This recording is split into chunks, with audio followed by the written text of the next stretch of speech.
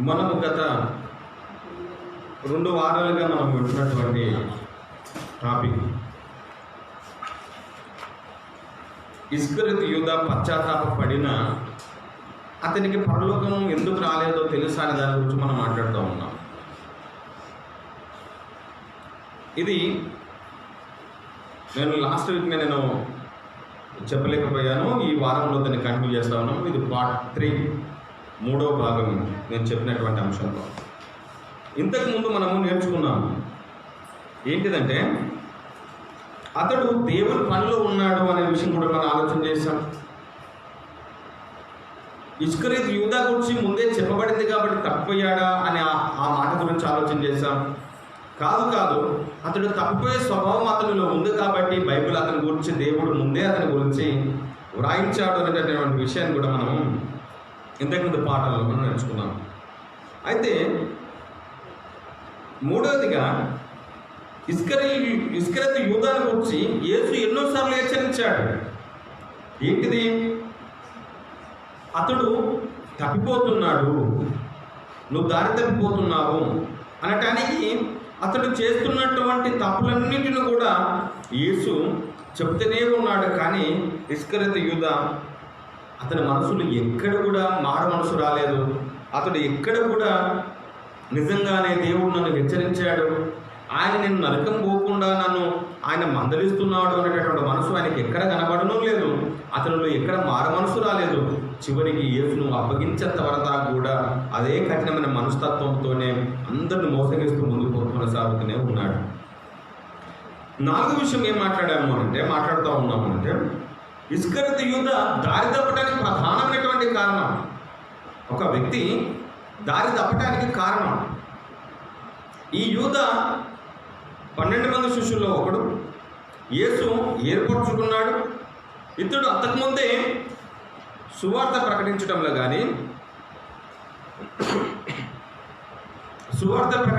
కానీ ఈ స్వస్థతలు ఏటాలో కానీ నేను గత వారంలో ఇచ్చినటువంటి వాక్యాలను ఆధారం చేసుకున్నప్పుడు ఇతడు దైవ పనిలో అన్నీ చేశాడు అనేది మనం పోయిన వారం మాట్లాడుకున్నాం. కానీ ఇంత దేవుని పనిలో ఉన్నా, ఎంత సువార్త పని చేసినా, ఎంత దేవుని మాటలు చెప్పినా, ఇతరులను స్వస్థత పరిచిన దారి తప్పడానికి ప్రధానమైనటువంటి కారణం ఏంటి అని ఆలోచన చేస్తూ ఉన్నప్పుడు పోయిన వారం నుండి మనం మాట్లాడుతూ ఉన్నాం. అతమైన వారం నుంచి నేను చెప్పాను ఏంటిదంటే అందులో మొట్టమొదటి ప్రధానమైనటువంటి కారణం ఒకటి ఏంటిదంటే ధనము సమస్త కీడులకు మూలము అనేటటువంటి పోయిన వారం ఆ మాట మనము జ్ఞాపకం చేసుకున్నాము. అతడు దారి తప్పటానికి కారణము ధనం మీద ఆశ కలిగి ఉండటము అనేది కూడా మనము చూసాము. దైవ పిల్లలారా, ఇతడు ఈ ధనం కోసం ఎలా మాట్లాడతాడు అని అంటే ఆ అత్తరు తీసుకొని వచ్చినప్పుడు అతడు మాట్లాడతాడు, పేదలకు ఇవ్వచ్చు కదా, ఇంత ధనాన్ని ఎందుకు, ఇంత అత్తరిని ఎందుకు వృధా చేస్తూ ఉన్నారు, దీనిని అమ్మి పేదవారికి ఇవ్వచ్చు కదా అంటాడు.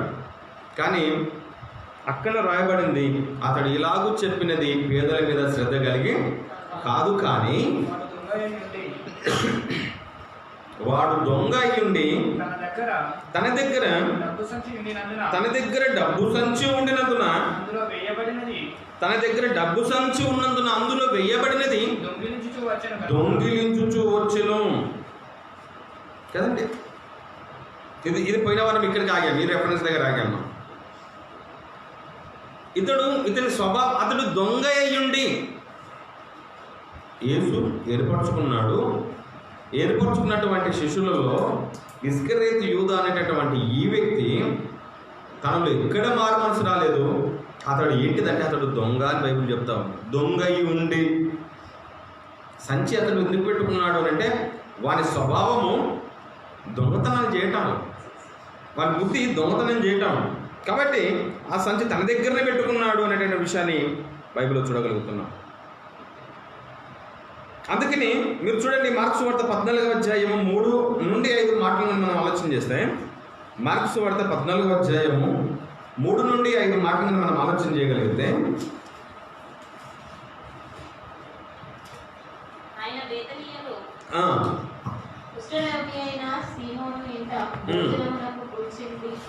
ఉన్నప్పుడు ఒక స్త్రీ మిక్కిలి విలువగల అచ్చ జటమాంస అత్తరు బుడ్డి తీసుకుని వచ్చి ఆ అత్తరు బుడ్డి పగలగొట్టి ఆ అత్తరు ఆయన తల మీద పోసారు. అయితే కొందరు ఒప్పుపడి ఈ అత్తరు ఇలాగూ నష్టపరచలేదు. ఈ అత్తరు ఇలాగ ఎందుకు నష్టం చేస్తున్నారు? ఈ అత్తరు 3 దేనారుల కంటే ఎక్కువ వెల తప్పి బీదలకు ఇవ్వవచ్చునని చెప్పి ఆమెను గూర్చి సనుక్కున్నారు. అందుకే యేసు ఇట్లానే సనుక్కున్నారు. ఇక్కడ కేవలం యూదా ఒక్కడే కాదు, మిగిలిన శిష్యులు కూడా అరే ఇంత ధనాన్ని ఎందుకు, మొట్టమొదటిగా ఇతనిలో ఉన్నటువంటి స్వభావం ఏంటి? ధనం మీద ఆశ ఉన్నాడు, ఇతడు దొంగ.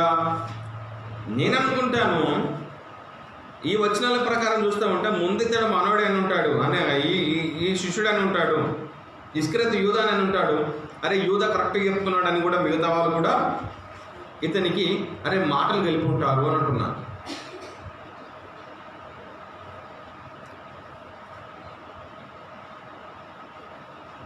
ఇది తెలుసుకున్న యేసు, వీరు మనసు గ్రహించిన యేసు ఏమంటాడు తెలుసా? బీదలు ఎల్లప్పటికీ మీతోనే ఉన్నారు. ఈమె నా కోసం మంచి పని చేసింది. నువ్వు ఒకవేళ బీదలకు ఇవ్వాలనుకుంటే ఆ బీదలు ఎప్పుడు మీతోనే ఉంటారు. చాలామంది ఉన్నారు.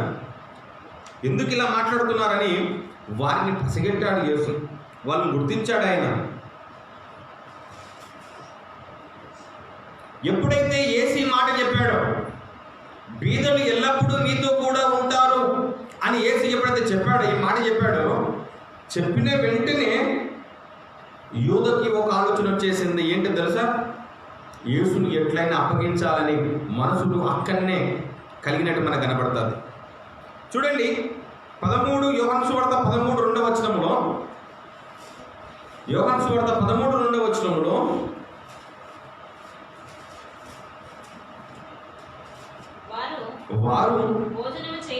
వారు భోజనము చేయుచుండగా ఆయనను అప్పగింపవలెనని సీమోను కుమారుడగు ఇస్కరియోతు యూదా హృదయంలో అపవాది ఇంతకు ముందు ఆలోచన పుట్టించి ఉండెను గనుక తండ్రి తన చేతికి సమస్తము అప్పగించననియు తాను దేవుని యొద్ద నుండి బయలుదేరి వచ్చననియు దేవుని చాలు. ఇక్కడ యూదకి ఇక్కడ ఆలోచన పుట్టింది. ఇక్కడ భోజనాన్ని కూర్చున్నప్పుడు వాళ్ళు ఏమంటున్నారు, ఏసేమంటున్నాడు అని అంటే, అతని మనసు గుర్తించిన తర్వాత అతన్ని అప్పగించాలనేటటువంటి మనసు వచ్చింది. ఇక్కడ ఒక పదం చూస్తున్నాం, ఇంతకు మునిపే అనే పదాన్ని మనం చూస్తున్నాం అన్నమాట కదా. ఇంతకు మునిపే అంటే ఈ భోజనం చేయటానికంటే ముందే పుట్టింది ఆలోచన. ఎక్కడ ఈ ఆలోచన పుట్టిందనంటే, యేసు ఎప్పుడైతే ధనాన్ని మీరు వృధా చేస్తున్నారని ఎప్పుడైతే ఈ శిష్యులు ఈ యూద అన్నాడో, యేసు ఎప్పుడైతే వీరిని మందలించాడో అప్పటికే యూదకు ఈ ఆలోచన వచ్చేసింది. యేసును అప్పగించాలి అనేటటువంటి ఆలోచన యూదకు వచ్చింది. అక్కడి నుండి ఆయన మీరు చూడండి, మార్కు సువార్త 14 10-11 వచనంలో మీరు చూస్తే, మార్కు సువార్త 14 10-11 మాటల్లో 12 మందిలో ఒక్కడగు ఇస్కరియోతు యూదా ప్రధాన యాజకుల చేతికి యేసుని అప్పగించాలని వారి యొద్దకు పోగా వారు విని సంతోషించి వానికి ద్రవ్యం ఇస్తామని డబ్బిస్తానని వాగ్దానము చేసిరి.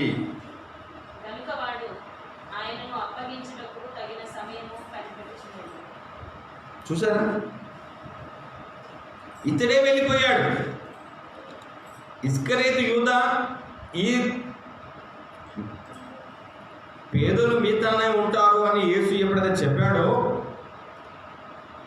ఈ మాటకు నొచ్చుకున్నాడా ఏంటి పరిస్థితి తెలియదు, కానీ ఇతనికి మాత్రం డబ్బు మీద విపరీతమైనటువంటి కోరిక ఉండటం వలన, ఆశ ఉండటం వలన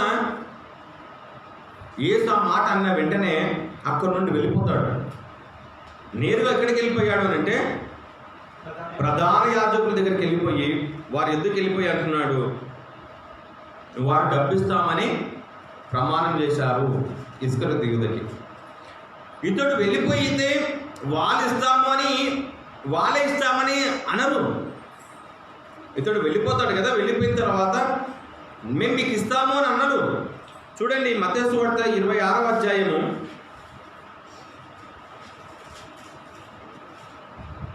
14 నుండి 15 వచనంలో అక్కడ చెప్తాడు. అప్పుడు ఎప్పుడు పైన కనబడుతుంది, ఎప్పుడు ఎందుకు అనేటటువంటి అత్తర సంగతి యేసు గుర్తించి మందలించిన తర్వాత అప్పుడు బయలుదేరాడు. ఇక అప్పుడు 12 మందిలో ఒకడగు ఇస్కరియోతు యూదా ప్రధాన యాజకుల దగ్గరికి యేసు మందలించిన తర్వాత ప్రధాన యాజకుల దగ్గరికి వెళ్ళి,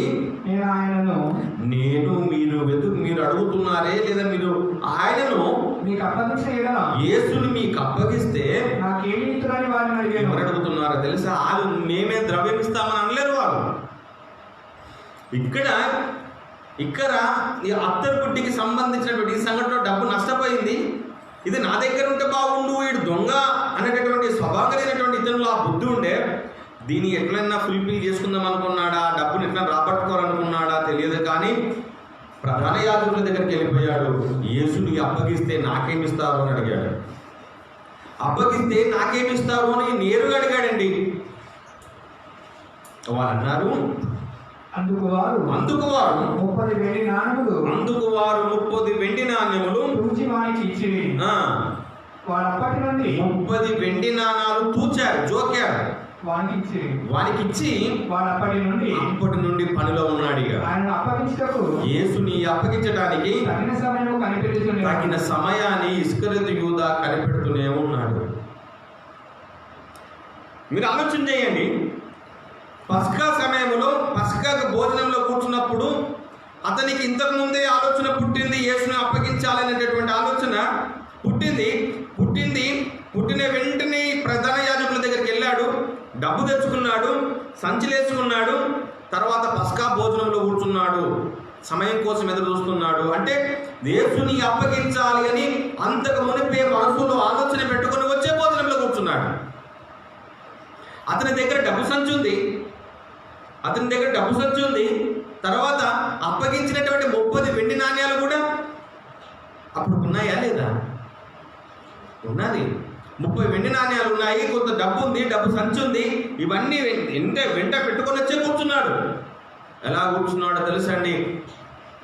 ఆ పస్కా భోజనంలో పాల్గొన్నాడు. ఇది నా శరీరం అని ప్రభు చెప్తున్నాడు, ఇది నా రక్తం అని ప్రభు చెప్తున్నాడు. అవునా కదా? ఇవన్నీ వింటున్నాడు. మిగతా శిష్యులు కూడా ఏ ఒక్కరు కూడా ఇస్కరియోతు యూదాని అతనిలో ఉన్నటువంటి కుయుక్తిని గుర్తుపట్టలేని పరిస్థితి ఉంది. అంటే ఎంతగా నటించున్నాడండి యూదా, ఎంతగా నటించాడు. మరి అంతకుముందు పరిచర్య చేశాడనంటే వాక్యం చెప్పాడు, స్వస్థత కార్యక్రమాలు కనబడుతున్నాయి, దేవుని పనిలో నమ్మకంగా కనబడుతున్నాడు, దేవుని పనిలో ఇలా నమ్మకంగా ఉన్నట్టుగా నటించినాడు. కాబట్టి మిగతా శిష్యులు కూడా మంచివాడే అనేటటువంటి భావనలో ఉన్నాడు. చివరికి యేసును అప్పగించడానికి డబ్బులు తెచ్చుకున్న సంగతి తెలియదు. డబ్బులు దగ్గరుంటే ఈ శిష్యులు ఎంత వెర్రివెంగలప్పులు కనబడుతున్నారనంటే, అరే ఇది యేసే ఇచ్చాడేమో, దేవుని పని కోసం ఇచ్చాడేమో, పస్కా భోజనం కోసం, అంటే అంతగా నమ్మించాడు. వీళ్ళకి ఆ స్వభావాలు కనబడతలేవు, మిగతా వాళ్ళకి ఆ స్వభావం కనబడతలేదు. కానీ యూదులో ఆ క్యారెక్టర్ ఉండిపోయింది. వాళ్ళని అంతగా నటింపజేస్తూ ఉన్నాడు. కానీ యేసు మాత్రం గుర్తించాడు. అందుకంటున్నాడు, నువ్వు చేయనది ఏదో త్వరగా చెయ్యి అన్నాడు. ఆయనను యేసుని అప్పగించడానికి మీలో ఒకడు నన్ను అప్పగించబోతున్నాడు, మీలో ఒకడు సాతాడు, వాడి పుట్టినట్టుగా మేలు అని యేసు చెప్తే మిగతా శిష్యులు కూడా ప్రభువా నేను అప్పగిస్తున్నానా, ప్రభువా నేను అప్పగిస్తున్నానా అని 11 మంది శిష్యులు అంటే ఉంటే, ఆ 11 మంది శిష్యులు నేను అప్పగిస్తున్నానా 11 మంది శిష్యులు ఎవరు అప్పగించట్లేదు. కానీ 12వ వాడైనటువంటి ఇస్కరియోతు యూదా అందరూ అన్నారు కాబట్టి నేనంటే కూడా బాగుంటుంది, ఎందుకంటే ఆ నింద నా మీదకి వస్తుందని యేసుని అంటాడు. ప్రభు నేనేమని నిన్ను అప్పగిస్తున్నానా అని యేసుని అంటాడు. అప్పగిస్తున్న విషయము, డబ్బులు తెచ్చుకున్న విషయము, 30 వెండి నాణ్యాలు తెచ్చుకున్న విషయం యూదాకు తెలుసు. యూదా డబ్బులు తెచ్చుకొని కూర్చొని నేను నిన్ను అప్పగిస్తానని డబ్బులు తెచ్చుకున్నావు, మరలా ఇక్కడ కూర్చొని అంటున్నాడు యేసుతో, నేను అప్పగిస్తున్నానని నిన్ను అంటాడు. ఇది గుర్తించాడు యేసు అంటున్నాడు. ఇది మిగతా శిష్యులు ఎవరు గుర్తించలేదు. అప్పుడు యేసు అన్నాడు తెలుసా, నువ్వు అన్నట్టే నేను అప్పగిస్తానంటే అవును నువ్వు అన్నట్టే, నువ్వు చెబుతున్నది వాస్తవం, నువ్వు డబ్బులు తెచ్చుకుంది వాస్తవం, తగిన సమయం కోసం కనిపెడుతుంది వాస్తవం. డబ్బు దేవుని పనిని మర్పింపజేసింది. డబ్బు లోకాశలో ముంచేసింది. డబ్బు దేవుని కుమారుడైన యేసుని అప్పగించడానికే ప్రేరేపించింది. చూసారా ఎంత పరిస్థితుల్లోనికి దిగజార్చేసింది యూదాని. ప్రధానమైనటువంటి కారణము, జాగ్రత్తగా ప్రధానమైనటువంటి కారణము ధనం ఒకటైతే అతనిలో రెండవ కోణం ఒకటి ఉంది. చూడండి, దానికంటే ముందు మనం యేసు యోగం చూడతా 13వ అధ్యాయం 27 నుండి మనం 30 మాటగా మనం చూడగలిగితే, వాడు ఆ ముక్క పుచ్చుకొనగానే సాతాను వారిలో ప్రవేశించాడు. యేసు నీవు చేయుచున్నది, యూదా నువ్వు చేయాలనుకుంటున్నది త్వరగా చేయి, నీలో మారు మనసు రాలేదు, నేను ఎప్పటి నుండో నిన్ను మందలిస్తూనే ఉన్నాను, నిన్ను హెచ్చరిస్తూనే ఉన్నాను, నీకు బుద్ధి చెబుతూనే ఉన్నాను, అయినా నువ్వు ఎక్కడ మార్పు రాలేదు. కాబట్టి నువ్వేం చేస్తావో తెలుసా, నువ్వు ఏం చెయ్యాలనుకుంటున్నావో నువ్వు త్వరగా చెప్పగా, నువ్వేం చేయాలనుకుంటున్నావో చేయని వాడితో చెప్పగా, ఆయన ఎందు నిమిత్తమో అతనితో అలాగూ చెప్పాను.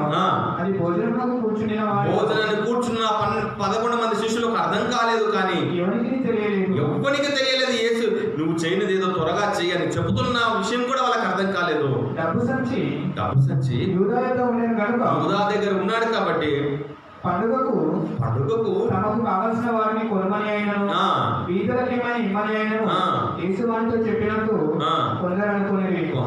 అలా అనుకుంటున్నారంతా. వాడు ఆ ముక్క పుచ్చుకొని వెంటనే బయటకు వెళ్ళాను. అప్పుడు రాత్రి వేళ వెంటనే బయటకు వెళ్ళిపోయాడు. యేసు ఆ ముక్క తీసుకున్నాడు, రొట్టె తీసుకున్నాడు, వెంటనే బయటకు వెళ్ళిపోయాడు. సమయం కోసం ఎదురు చూస్తున్న తాను, యేసుని అప్పగించాలని ఎదురు చూస్తున్న తాను వెంటనే బయటకు వెళ్ళిపోయాడు.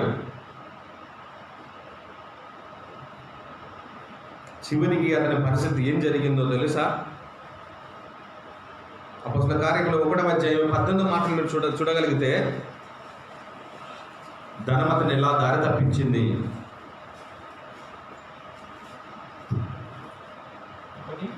18లో ఈ యూదా ద్రోహం వలన సంపాదించిన రూపాయల నుంచి డబ్బుల కోసం ద్రోహం చేసేసాడు. యూదా డబ్బుల కోసం ద్రోహం చేశాడు. ఈ లోక రక్షకుడని యేసుని అమ్మేశాడు.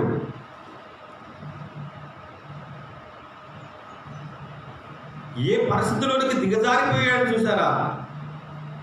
ద్రోహం చేసేసాడు, అబద్ధలాడుతున్నాడు, మోసపు మాటలు చెప్తున్నాడు, నటిస్తున్నాడు. ఎందుకు ఇంతగా దిగజారిపోయే పరిస్థితి వచ్చింది అంటే, మొదటి రాసినటువంటి పత్రిక 6వ అధ్యాయము 9-10 వాక్యంలో చూడండి, ఎందుకు ఈ పరిస్థితి ఒక వ్యక్తికి ఇంతగా వస్తుంది అనేది వాక్యం చెప్తుంది. ఒక వ్యక్తికి ఇంత పరిస్థితి ఎందుకు వస్తుందో చెప్తున్నా చూడండి.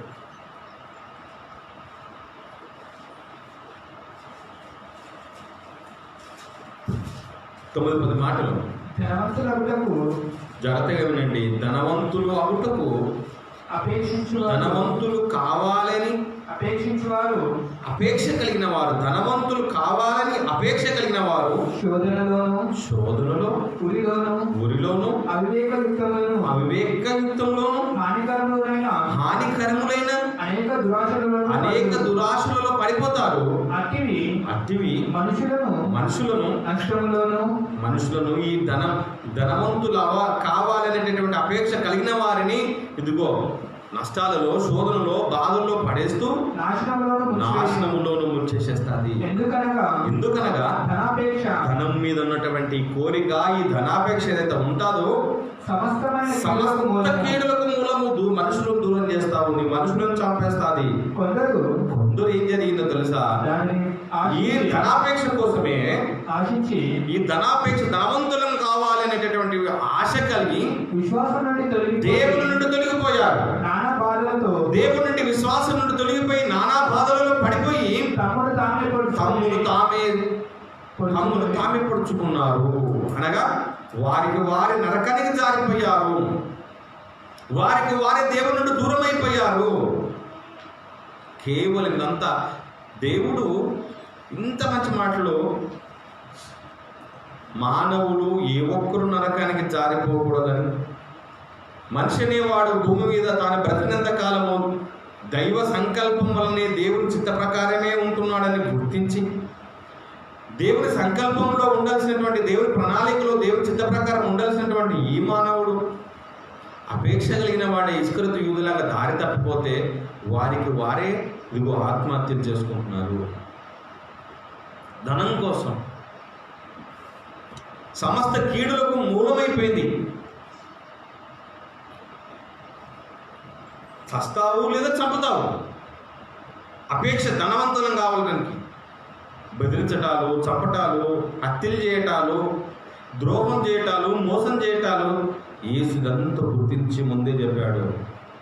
అందుకని తగుమాత్రపు వస్త్రములు, నీకు తగుమాత్రపు ఆహారాలు, తగుమాత్రపు వస్త్రములు, మితంగా ఉండటము నేర్చుకోండి అన్నాడు.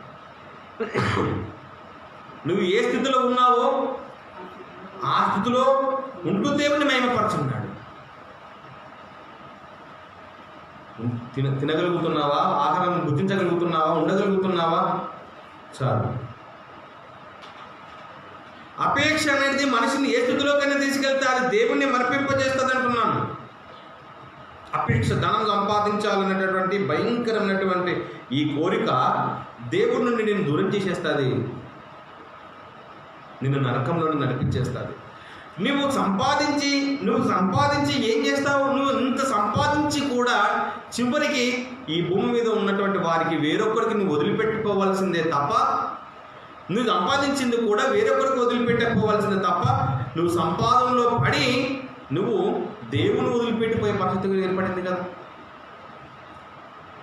అది నీతో తీసుకునేలేవు, వేరేలకు వదిలిపెడతావు. కానీ ఈ సంపాదన కోసం నువ్వు దేవునే మర్చిపోయి నువ్వు దారి తప్పిపోయే ప్రమాదం ఉంది కదా. చెప్తారా ఖచ్చితంగా నేను ఇన్ని రోజులు ఉంటాను అని ట్యాబ్లెట్ల మీద రాసి ఉంటుంది తెలుసా అండి. ఇది 2000, దీని ఎక్స్పైర్ డేట్ 22, తర్వాత అది పనిచేయదు.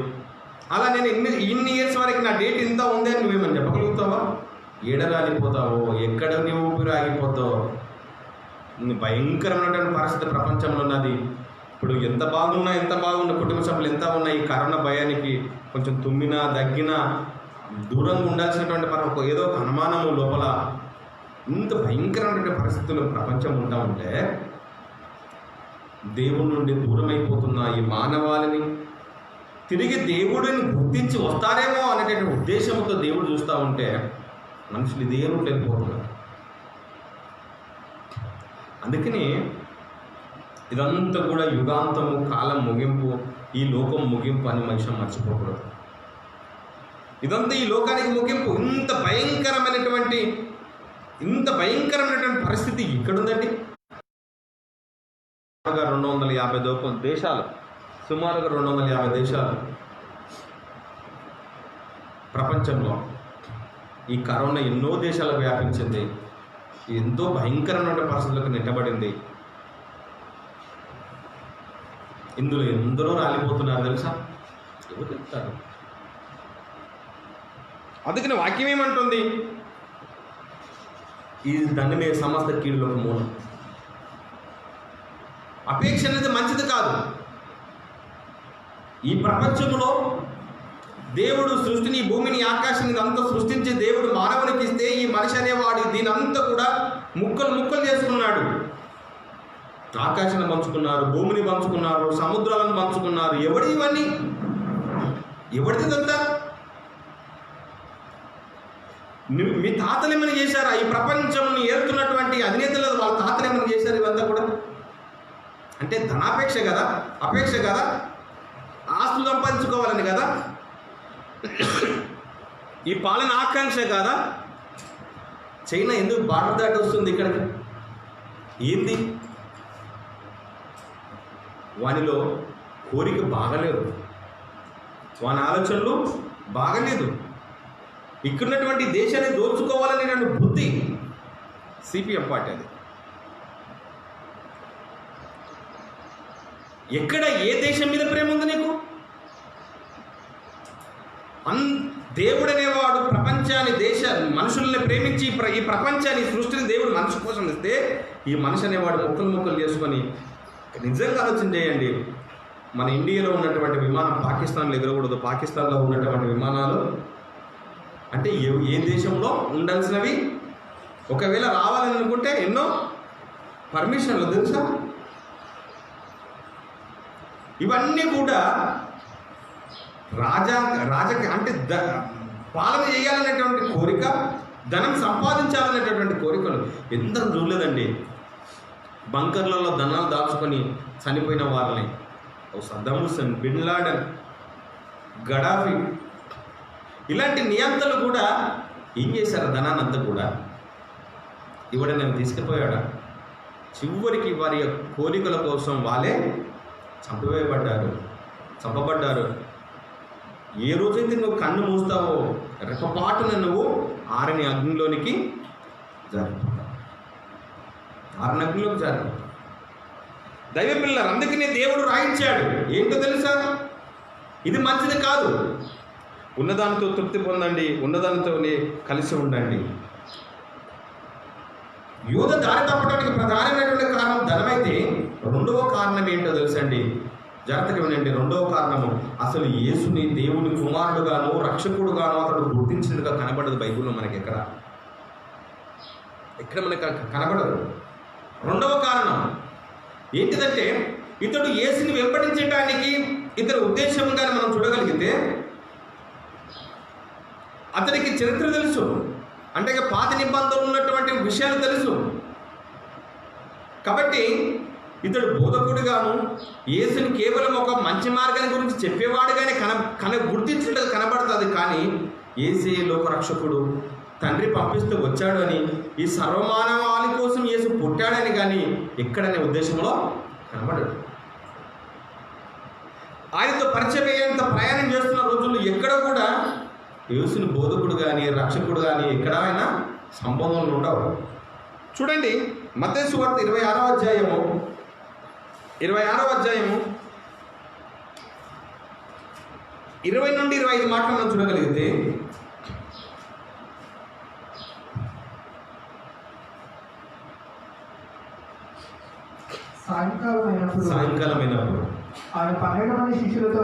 సాయంకాలం అయినప్పుడు ఆయన 12 మంది శిష్యులతో కూడా భోజనములకు కూర్చుండెను. వారు భోజనాలు చేస్తుంటే ఆయన మీలో ఒకడు నన్ను అప్పగించునని, జాగ్రత్తగా వినండి, మీలో ఒకడు నన్ను అప్పగించునని మీతో నిశ్చయముగా చెబుతున్నానని అన్నాడు. అందుకు ఎవరు? ఈ 12 మంది బహు దుఃఖపడ్డారు. ప్రతి వాడు ఏమంటున్నాడంటే, ప్రభువా నేనా అని ఆయన అడగగా, ప్రభువా నేనా అని ఎవరంటున్నారు? ప్రతి వాడు అంటున్నారు. కానీ ఆయన అడగగా ఆయన నాతో కూడా పాటలో చెయ్యి ముంచిన వాడెవరో వాడే నన్ను అప్పగించేవాడు.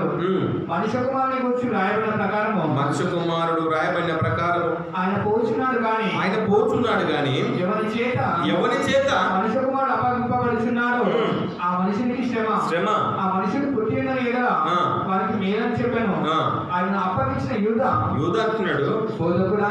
అందరేమో పైన వాళ్ళందరేమో ప్రభు అంటే ఇతడు మాత్రం అంటే ఇతడు ప్రభువా అనేటటువంటి మాటకి ఎంత అర్థం ఉందో తెలుసా? ప్రభు అనేటటువంటి మాటకి ఎంతో అర్థం ఉంది.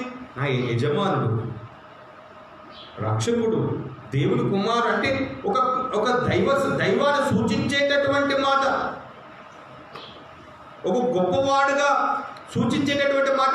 ఎక్కడ కూడా యూదా ప్రభువా అనేటటువంటి ఆ పదాలలోనే తెలిసిపోతుంది.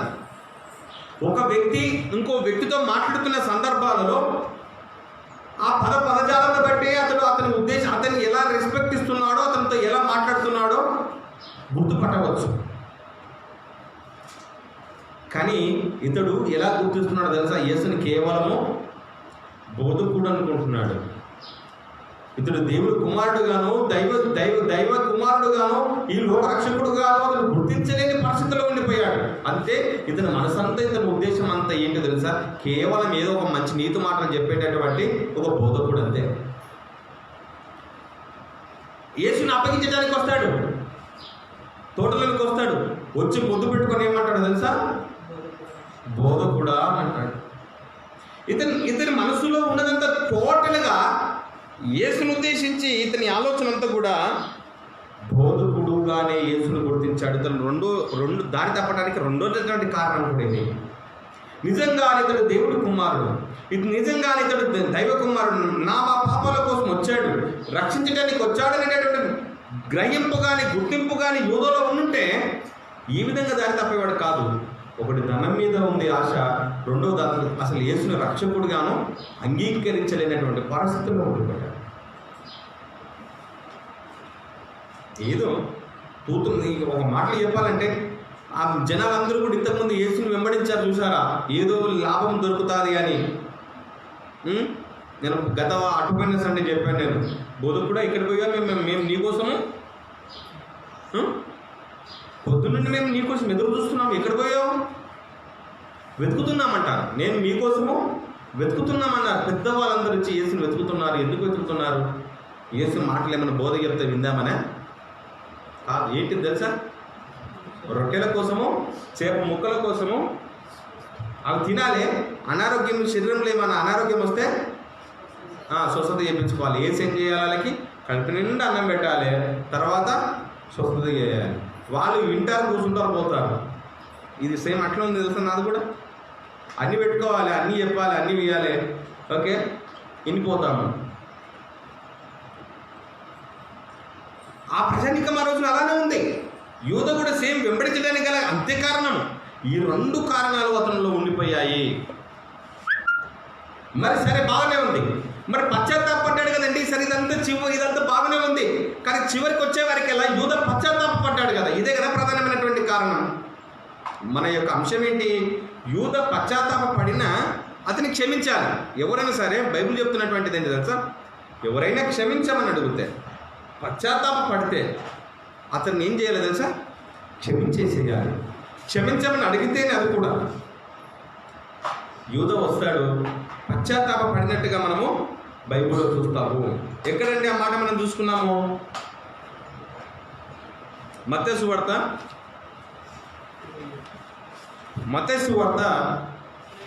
27లో మనం కనబడుతుంది ఆ మాట. చూడండి. అప్పుడు ఆయన అప్పగించుకుని ఆయనకు శిక్ష విధింపబడగా చూసి, ఆయనకు శిక్ష విధింపగా ఇదంతా జరిగింది కదా.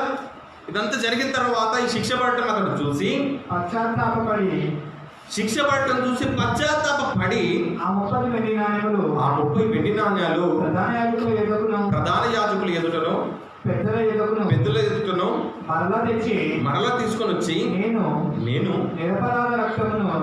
నిరపరాధ రక్తాన్ని అప్పగించాను, పాపాన్ని చేశాను అన్నటువంటి నిరపరాధ రక్తాన్ని అప్పగించి పాపము చేశానని పశ్చాత్తాపడినట్టుగా.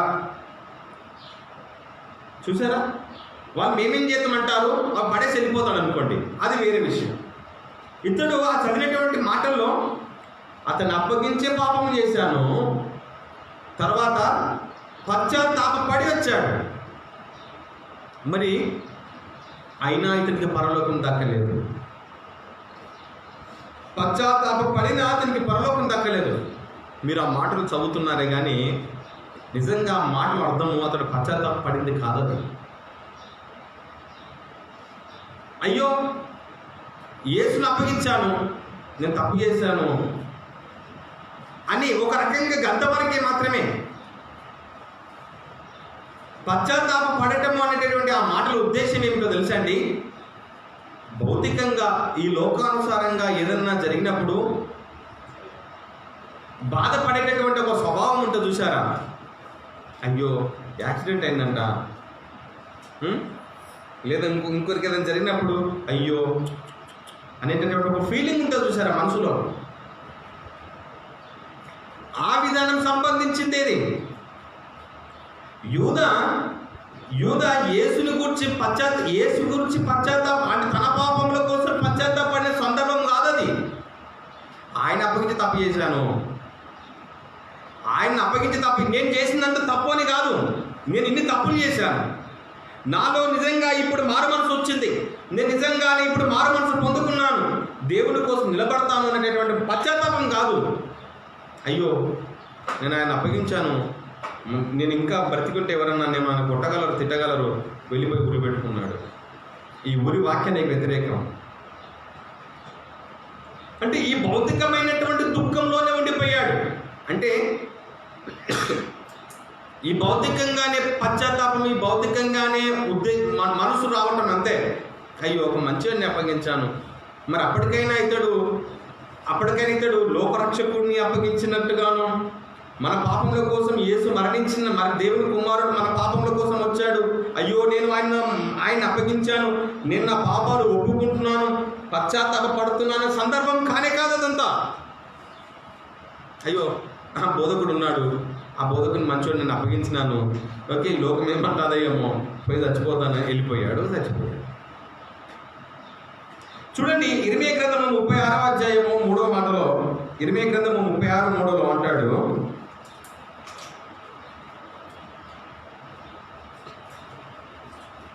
ఇర్మీయా గ్రంథము 36:3 వచనంలో, నేను యూదావారికి చేయాలనుకుంటున్న కీడునంతటిని గూర్చి వారు విని నేను వారి దోషములను వారి పాపములను క్షమించున్నట్లు తమ దుర్మార్గతను విడిచి పశ్చాత్తాపపడుదురేమని దేవుడు చూస్తున్నాడు యూదా గురించి. చాలు. అంటే ఈ యూద ప్రజలను గురించి దేవుడు తన ఉద్దేశం చెప్తా ఉన్నాడు, నేను వారిని క్షమించినట్లుగా, నేను వారిని క్షమించాలనుకుంటున్నాను, నేను వారిని క్షమించినట్లుగా వారి తప్పిదల నుంచి, వారి దుర్మార్గతల నుంచి, వారి పాపాల నుంచి బయటకు వచ్చి పశ్చాత్తాపపడి, అయ్యో మేము దేవుని దూషించాము, అయ్యో మేము దేవుని చెప్పిన మాటలు మేము వినకపోయామని పశ్చాత్తాపడతారేమో అని నేను చూస్తున్నాను అన్నాడు. అంటే ఇది ఆత్మానుసారమైనటువంటి పశ్చాత్తాపం, తమ మనసును మార్చుకోవటానికి కోసం పశ్చాత్తాపం, తమ జీవితాలను సరిదిద్దుకోవటానికి, నరకానికి వెళ్లకుండా ఒక మనిషి మారటం కోసం పడే పశ్చాత్తాపం పడతారేమని దేవుడు చూస్తున్న పశ్చాత్తాపం. మీకు ఒక వచనం చూపిస్తాను చూడండి. మత్తయి సువార్త 21వ అధ్యాయము 31-32లో కూడా దేవుడు ఒక చక్కని విషయం చెప్తాడు, క్రీస్తు ఒక చక్కని మాట చెప్తాడు చూడండి. 21వ అధ్యాయం 31-32 మాటల్లో, అందుకు వారు మొదటి వారే యేసు మాట్లాడుతూ ప్రధాన యాజకులు పెద్దలు అందరూ ఉన్నారు, వాళ్ళతో అందరూ యేసు మాట్లాడుతున్నారు, సుంకరులు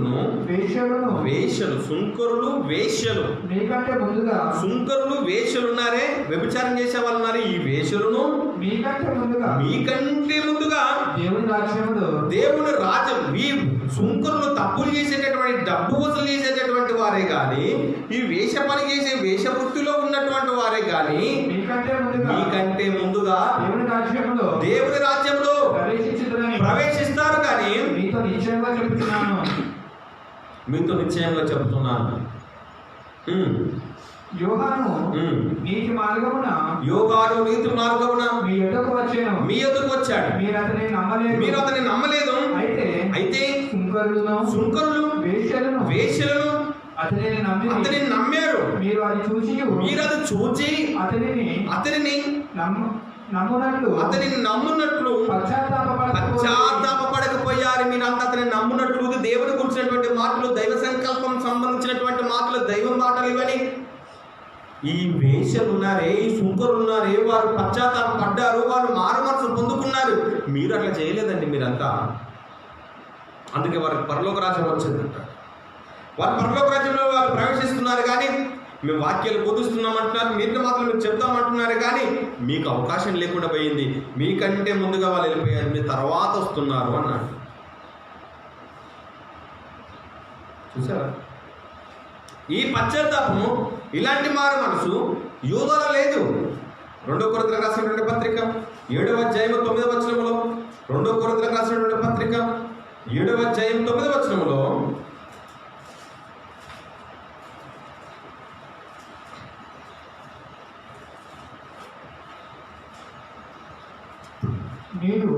మీరు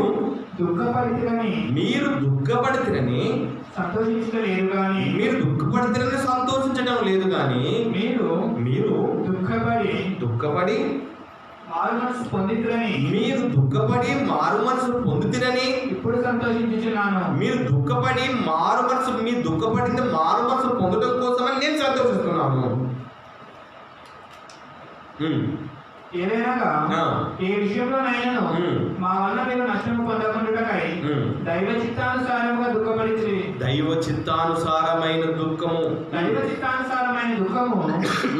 రక్షణార్థమైన మారు మనసును కలుగజేయును. దైవ చిత్తానుసారమైనటువంటి ఈ దుఃఖం ఏదైతే ఉందో, ఈ బాధపడటం ఏదైతే ఉందో, రక్షణార్థమైనటువంటి మారు మనసును దయచేస్తుంది. ఈ మారు మనసు దుఃఖం పుట్టించదు. ఇది అయితే ఈ లోక సంబంధమైన బాధలు, దుఃఖాలు ఇవి ఉన్నాయి. ఇది నరకానికి దారి తీస్తుంది. యూదకు అదే జరిగింది అంటున్నాను. యూదలో ఉన్నది ఈ లోకానుసారమైనటువంటి దుఃఖం, ఈ లోకానుసారమైనటువంటి పశ్చాత్తాపం, ఈ లోకానుసారమైన బాధ. అయ్యో యేసును అప్పగించానా, అయ్యో యేసును కొరటతో కొట్టారా, అదే తప్ప తాను చేసినటువంటి తప్పిదాల నుంచి ఎక్కడ అతను బయటికి రాలేకపోయాడు. అందుకనే ఇతడు మారు మనసు పశ్చాత్తాప పడిన ఎందుకు పరలోకం దక్కలేదంటే, ఆత్మానుసారంగా, వాక్యానుసారంగా, దైవ చిత్తానుసారమైనటువంటి మారు మనసు అతనిలో పశ్చాత్తాపము లేదు. కాబట్టి అతనికి పరలోక రాజ్యంలో అవకాశం లేదు. అతని అతడు ఉన్నటువంటి పద్ధతి ఏంటో తెలుసా? ఒక వాక్యం చూపిస్తాను చూడండి. 1 యోహాను 1:6 చెప్తాడు. అతని స్వభావం ఎలా కనబడుతుందో తెలుసా అండి? 1 యోహాను పత్రిక 1:6 ఆయనతో కూడా దేవునితో కూడా మేము ఉంటున్నాము, దేవునిలో మేము నడుస్తున్నామని చెప్పుకొని చీకటిలో నడిచిన ఎడల అబద్ధం ఆడుతున్నారు. ఇది యూదులో ఉన్న క్యారెక్టర్. దేవుల్లో ఉన్నట్టుగానే కనబడుతున్నాడు, బోధ చేశాడు, స్వస్థతలు చేస్తున్నాడు, రొట్టె తీసుకున్నాడు, మరలా చీకటిలోనే నడుస్తున్నాడు, డబ్బులు తెచ్చుకున్నాడు, యేసును అప్పగించాడు, పాపాలు తీసేసుకోలేదు, మారు మనసు పొందలేడు, ఇంకా చీకటిలోనే అలానే వెళ్ళిపోయి ఉరి పెట్టుకున్నాడు.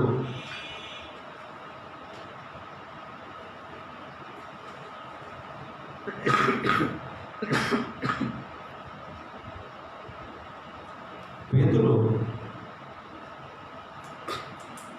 నువ్వు ఆయనతో కూడా ఉన్నవారమని అడుగుతారు. పేతురు యేసును సిలువేసడానికి పట్టుకున్నప్పుడు అప్పుడు పేతురు ఏమంటాడు తెలుసా? అబ్బే నేను అసలు యేసుని నేను చూడను లేను, ఆయన ఎరగను లేను, ఆయన ఎలా ఉంటాడో నాకు తెలియదు. అలాంటి వ్యక్తితో యేసు అంటాడు, నీవు సంఘమును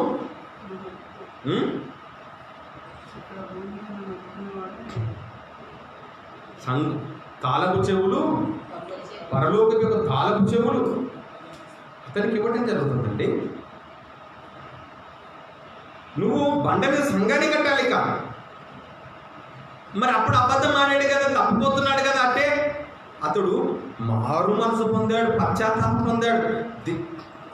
పేతురు క్షమాపణలు కోరుకున్నాడు, పేతురు పశ్చాత్తాపం పడ్డాడు కాబట్టి దేవుడు అతను యాక్సెప్ట్ చేశాడు. ఓకేనా? సేమ్ క్యారెక్టర్ పేతురు మన యూదాలో లేదు. యూదా ఇస్కరేతు యూదా యేసును అప్పగించినా అప్పగించకపోయినా యేసు మరణిస్తాడు, ఫైనల్, అది మాత్రం ఖచ్చితం. కానీ యూదాకు వచ్చిన స్వభావము ఇలాంటి వాడని ముందే చెప్పబడింది. ఈ యూదా క్యారెక్టర్ తాను చివరికి ఉరి పెట్టుకున్నంత వరదాకా కూడా, వెళ్ళి చనిపోయే వరదాకా కూడా ఎక్కడ మారు మనసు కలగదు. అతడు ఎక్కడ దేవుడి కోసం బ్రతకడం ముందే అంతే. అతని మనసు అంత కఠినం. దైవం అన్నా దేవుని విషయాలన్నా అంత కఠినంగా ఉండిపోయాయి. అందుకని ఏం జరిగిందో తెలుసా? అపొస్తల కార్యములు 1:25లో అపొస్తల కార్యములు 1:25లో ఏం జరిగిందో తెలుసా అండి? చివరికి అతని లైఫ్ అంతా 1:25 అలానే వెళ్ళిపోయాడు, గురిపెట్టుకున్నాడు. అతని గురించి మాట్లాడు 25వ వచనంలో చెప్తాడు చూడండి, ఏమంటాడంటే తన చోటికి పోవుటకు యూద తప్పిపోయాడు. పోగొట్టుకున్నాడు ఈ పరిచర్య. వాక్యం ఫైనల్ చేసేస్తుంది, ఇతడు పరిచర్యని పోగొట్టుకున్నాడు, దారి తప్పిపోయాడు. సరైన మార్గంలో లేదు, దేవుడు నడిచినట్టుగా నడిచాడు, దారి తప్పాడు, పడిపోయాడు, పోగొట్టుకున్నాడు, ఈ పరిచర్యని కోల్పోయాడు, చివరికి ఆరుని అగ్నిలోకి జారిపోయాడు.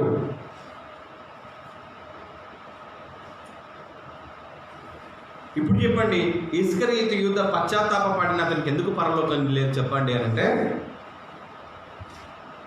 అతడు పడింది లోకానుసారంగా కానీ నిజంగా తనకు మార్పు వచ్చేటటువంటి పశ్చాత్తాపం అది కానే కాదు. ఒకవేళ ఇస్కరియోతు జీవితంలో వెనకకు మళ్ళీ ఒకవేళ తిరిగి చూస్తే కనబడేది ఏంటో తెలుసా అండి? ఇస్కరియోతు యూదాను గురించి కనబడేది ఏంటో తెలుసా అండి? చెప్పండి. యూదా గురించి అంటే బైబిల్ టోటల్గా చెప్పింది ఏంటో తెలుసా అండి? యూదా గురించి అతడు ఒక దొంగ, అతడు ఒక ద్రోహి, ఓకే అండి. అతడు ధనాపేక్ష కలిగిన వాడు, అపోస్తలత్వం కోల్పోయిన వాడు, మారు మనసు లేనటువంటి వాడు, యేసును అప్పగించినటువంటి వాడు, అబద్ధికుడు. ఇవన్నీ ఎవరికి? ఇన్ని బిరుదులు ఎవరికండి? తిరిగి చూస్తే యూదా లైఫ్లో తిరిగి చూస్తే ఊరి పెట్టుకున్నవాడు. ఎక్కడైనా యూదా గురించి ఒక మంచి మాట కనబడుతుందా? మరి ఇదే యూదా చివరి లైఫ్ ఎండింగ్ అంతా కూడా ఎంత భయంకరంగా ఉంది. అతడు ప్రభుత్వం ఉన్నప్పుడు పరిచర్యలు చేశాడు, దేవుని మాటలు ప్రకటించాడు, వాక్యం బోధించాడు, అవునా కాదండి? అందుకనే ఒకటి జన్మదినము కంటే ఎందుకు మేలు తెలుసు అంటున్నాడు తెలుసా? చివరిలో యూదలాగా ద్రోహి, దొంగ, ధనాపేక్ష కలిగిన వాడు, దేవుడి నుంచి దారి తప్పిన వాడు, మార్గం తప్పిన వాడు, ఈ బిరుదులుంటే మరణ దినము మేలు ఎక్కడ తెలిసిపోతుంది. ఏ రూటుకు జారిపోతున్నావు, మనం ఎక్కడికి వెళ్ళిపోతున్నావు? నువ్వు మరణించిన వెంటనే దేవదూతలను తీసుకొని పరదేశంలో తీసుకుని వెళ్ళిపోయే విధానం ఉందా? లేదా నువ్వు మరణించిన వెంటనే జారిపోగానే అక్కడ కొంతమంది అంటారు ఏంటో తెలుసా? నువ్వు మా బోటి వాడి వైతివా?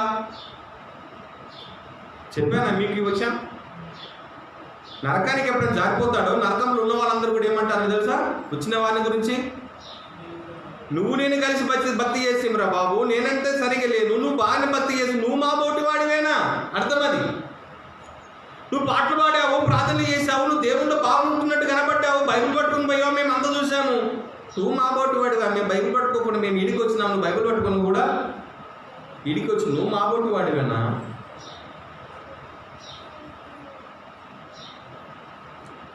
యూదాలో ఎక్కడ మారు మనసు లేదు. మీకు దైవ పిల్లారా, మీకు వాక్య ఆధారంతో మీకు చెప్పింది ఏంటి తెలుసండి? మీ ముగింపు అనేది, మీ జీవితం ముగింపు అనేది ఏడ ఆగిపోతుందో తెలియదు. ఏదో నమ్మకంతో బయటికి వెళ్తాను తెలుసా? నెలకు సరిపడే రేషన్ తెచ్చుకుంటావు, నూనె తెచ్చుకుంటావు, ఉప్పులు తెచ్చుకుంటావు, పేస్ట్ తెచ్చుకుంటావు, సబ్బులు తెచ్చుకుంటావు. ఎందుకు తెలుసా? అంతవరకు బతుకుతానే కాన్ఫిడెంట్తో తెచ్చుకుంటావు. ఒక్కసారి రాత్రి ఎప్పుడు ఆగిపోయిందో అవన్నీ కూడా వస్తువులు అట్టే ఉండిపోతాయి. మళ్ళా వస్తామని బయలుదేరి వెళ్ళిపోతావు. నేను సాయంకాలం కల్లా మళ్ళీ వస్తానని చెప్పి వెళ్ళిపోతావు. పోయిన వారం మళ్ళా వస్తారో కూడా తెలియదు. ఇవన్నీ ఏంటి తెలుసా అండి? అబద్ధాలే, నిజం కాదు. నువ్వు వస్తావో లేదో నిజం కాదు. నువ్వు తెచ్చుకున్నటువంటి సరుకులన్నీ కూడా అప్పటిదాకా నువ్వు తింటావనేది నిజం కాదు. నీది ఎక్కడ ఆగిపోతాదో, నీ జీవితం ఏడాగిపోతాదో ఉన్న ఈ క్షణం, ఇప్పుడు ఈ మాట విన్నాం కదా, ఉన్న ఈ క్షణంలోనే ఎక్కడైనా తప్పిదం ఉంటే దాన్ని సరి చేసుకొని సిద్ధపడుతూ ఉండాలి. అందుకనే నేను ఎప్పుడు మీకు ఒక మాటతో హెచ్చరిస్తుంటాను తెలుసా? చావుకి ఎప్పుడు సిద్ధపడి ఉండాలి. ఇదేంద్ర బాబు అంటే చావుకి సిద్ధపడి ఉండాలి. కాబట్టి ఇంతవరదాకా మనం చూసుకున్నటువంటి ఈ మాటలు కూడా ఇస్కరియోతు యూదా ఎందుకు దారి తప్పడం అంటే ఒక ప్రధానమైనటువంటి కారణం ధనాపేక్ష. రెండవది అసలు యేసును రక్షకుడిగా అంగీకరించకపోవటం. ఇంకో మాట చెప్పాలంటే అతను మారవలసి పొందుతున్నటువంటి విషయమే బైబిల్లో మనకి ఇక్కడ కనిపించింది. ఓకే అండి.